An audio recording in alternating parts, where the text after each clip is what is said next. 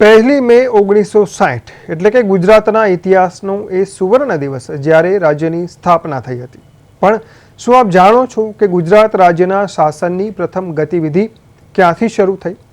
અમદાવાદની સિવિલ હોસ્પિટલના પરિસરમાં આવેલું અસ્મિતા ભવન એ ઐતિહાસિક ક્ષણનું સાક્ષી છે, જ્યાં ગુજરાતની પ્રથમ વિધાનસભાની બેઠક મળી હતી।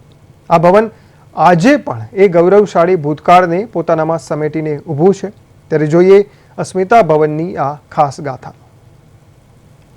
1 મે 1960ના રોજ જ્યારે ગુજરાત મહારાષ્ટ્રમાંથી અલગ થયું ત્યારે અમદાવાદની સિવિલ હોસ્પિટલ કેમ્પસમાં આવેલ અસ્મિતા ભવન ખાતે ગુજરાતની પ્રથમ વિધાનસભા બેઠક મળી હતી। આ એ જ ઐતિહાસિક સ્થળ છે જ્યાં ડૉક્ટર જીવરાજ મહેતાએ ગુજરાતના પ્રથમ મુખ્યમંત્રી તરીકે પદભાર સંભાળ્યો હતો। 1960થી 1963 સુધી રાજ્યની વિધાનસભાની તમામ બેઠકો અને વહીવટી નિર્ણયો આ જ પરિસરમાંથી લેવામાં આવતા હતા।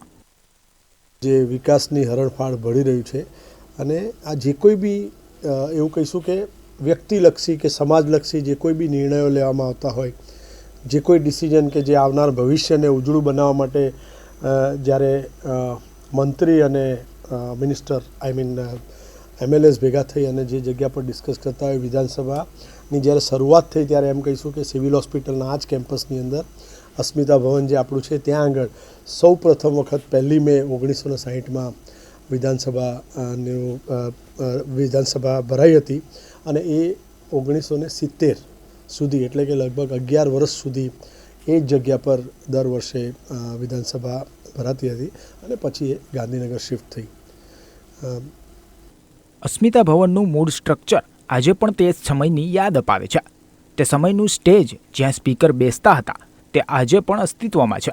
જે વિસ્તાર આજે સિવિલની ઓપીડી તરીકે ઓળખાય છે તે સમયમાં ત્યાં મંત્રીઓની ઓફિસો ધમધમતી હતી। વિધાનસભા ગૃહથી મંત્રીઓની ઓફિસ સુધી જતો એક ખાસ દરવાજો આજે પણ ઇતિહાસને જીવંત રાખે છે। ભવનની દિવાલો પર લાગેલી પ્રથમ વિધાનસભાની તસવીરો મુલાકાતીઓને ગૌરવપૂર્ણ ભૂતકાળમાં લઈ જાય છે। સિવિલ હોસ્પિટલ અહીંયા આ જગ્યા પર 1953માં લગભગ 73 વર્ષ પહેલાં શિફ્ટ થયેલી અને એક થોડા ઘણા ડિપાર્ટમેન્ટ સાથે ચાલુ થયેલી સિવિલ હોસ્પિટલ અત્યારે આજની તારીખમાં જો આપણે જોવા જઈએ તો 110 એકરમાં ફેલાયેલી આ ન માત્ર સિવિલ હોસ્પિટલ પરંતુ મેડિસિટી કેમ્પસ તરીકે ઓળખાય છે, જેમાં 9 અગત્યના જે એવું કહીશું ને કે વિભાગો સુપર સ્પેશિયાલિટી વિભાગો કામ કરી રહ્યા છે। સિવિલ તો ખરી જ, જેને કહીશું કે સિવિલમાંથી છૂટા પડેલા વિભાગો અત્યારે પણ એક કેમ કે વટવૃક્ષ થઈ અને એક અલગ ડિપાર્ટમેન્ટ જેમ કે યુએન મહેતા છે કે જીસીઆરઆઈ એટલે કે કેન્સર હોસ્પિટલ છે, એ જ રીતે કિડની હોસ્પિટલ, એ જ રીતે ડેન્ટલ હોસ્પિટલ, આઈ હોસ્પિટલ, ફિઝિયોથેરાપી ડિપાર્ટમેન્ટ અને ત્યાં આગળ ફિઝિયોથેરાપી કોલેજ, નર્સિંગ કોલેજ, બીજી મેડિકલ કોલેજ, આ જ રીતે જોઈએ તો બધાનો જ વ્યાપ થયો છે અને આ 110 એકરમાં અત્યારે આપણે જોઈશું તો 7400થી વધારે બેડની વ્યવસ્થા છે। કોઈ પણ વ્યક્તિને કોઈ પણ જાતની તકલીફ હોય ને આ કેમ્પસમાં આવે તો એને એક જ એરિયાની અંદર બધી જ સ્પેશિયાલિટીનો લાભ મળી શકે, એટલે કે કોઈ પણ તકલીફ સાથે આવેલ દર્દી હસતા મોડે ફેમિલી અહીંયાથી બહાર નીકળે એવી વ્યવસ્થા સરકાર તરફથી કરવામાં આવી છે। દરરોજ સિવિલ હોસ્પિટલમાં હજારો દર્દીઓ અને તેમના સ્વજનો આવે છે। તેઓ અસ્મિતા ભવનને જોતા તો હોય છે, પણ બહુ ઓછા લોકો જાણે છે કે આ જ બિલ્ડિંગમાંથી ગુજરાતના શાસનનો પાયો નખાયો હતો। આ ઐતિહાસિક વારસાને જાળવવો અને નવી પેઢી સુધી તેની માહિતી પહોંચાડવી એ આપણી સામૂહિક જવાબદારી છે। ગુજરાતનો સ્થાપના દિવસ છે ત્યારે જે પ્રમાણેના દ્રશ્યો આપને હાલ દેખાઈ રહ્યા હશે તે છે ગુજરાતની જે પ્રથમ જે વિધાનસભા મળી હતી તે આ ભવનમાં મળી હતી અને સિવિલ હોસ્પિટલમાં આવેલું જે કેમ્પસ છે તે કેમ્પસમાં ડૉક્ટર જીવરાજ મહેતા અસ્મિતા ભવનમાં ગુજરાતની પહેલી વિધાનસભા મળી હતી અને આ અસ્મિતા ભવન ગુજરાતના સ્થાપના દિવસનું સાક્ષી બનીને આજે પણ અડીખમ ઊભું છે।